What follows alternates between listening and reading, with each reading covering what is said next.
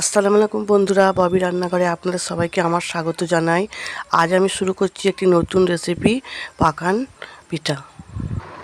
আপনারা যদি চ্যানেলে নতুন হয়ে থাকেন চ্যানেলটি সাবস্ক্রাইব করে দেবেন, পাশে থাকা বেল আইকনটি ক্লিক করে লাইক কমেন্ট শেয়ার করে দেবেন। দেখুন বন্ধুরা, এখানে আমি এই কাপটায় 2 কাপ ময়দা নিয়েছি আর 2 কাপ চালের গুঁড়ো নিয়েছি। তো এটা ভালোভাবে আমি একসঙ্গে মিশিয়ে নিয়েছি। এর মধ্যে আমি সামান্য একটুখানি লবণ দেবো আর দেবো সামান্য একটুখানি গরম মশলা গুঁড়ো আর বেকিং পাউডার দেবো সামান্য একটুখানি। এবার এটাকে আমি ভালো করে মাখিয়ে নেবো। এখানে আমি আখের গুড় নিয়েছি, এই গুড়টাকে আমি ভালোভাবে পানি দিয়ে একটু ফুটিয়ে নেব।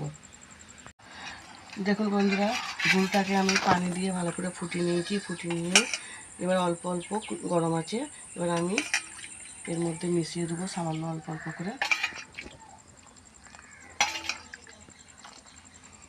এটাকে আমি ভালো করে এটার সাথে মিশিয়ে নেব।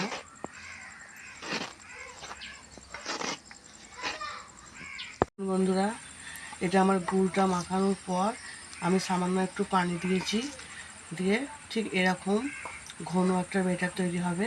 এটাকে 10 মিনিট ধরে একটু ফাটতে হবে। ফাটার পর এটা আমি তেলে ভালো করে ছেঁকে নেব। দেখুন বন্ধুরা, কড়াইয়ে আমি তেল চাপিয়ে দিয়েছি, তেলটা গরম হয়ে গেছে। এবার আমি তেলের মধ্যে এটা একটু ছেড়ে দেবো।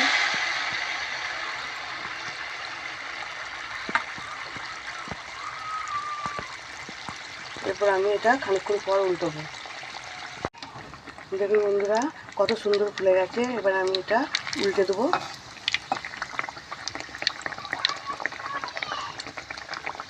এবার খানিকক্ষণ এটাতে আমি তারপরে তুলে নেবো। এটা দেখুন বন্ধুরা, আমার একটা পাখান ছাঁকা হয়ে গেছে। আমি এরকম করে এবার সবগুলোই ছেঁকে নেবো।